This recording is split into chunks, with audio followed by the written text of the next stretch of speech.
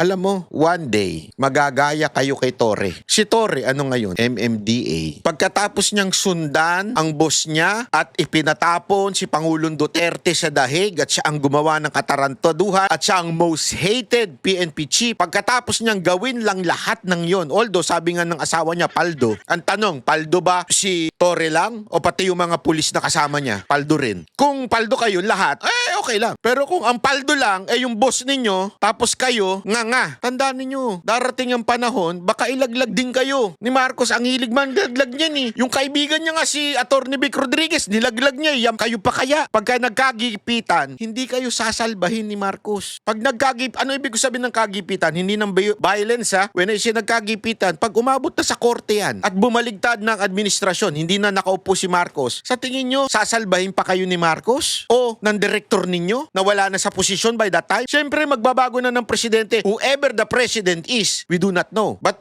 for me, I think it's VP Sara Duterte. So therefore, if you have a cases from the court, sigurado ako sasabit kayo along the way. Ibig sabihin ng sasabit, maiipit kayo. Kayo magpo-provide ng abogado, kayong pupunta sa mga hearing, tatamaan kayo eh. Ang tanong, tutulungan ba kayo nung mga sinunod ninyo?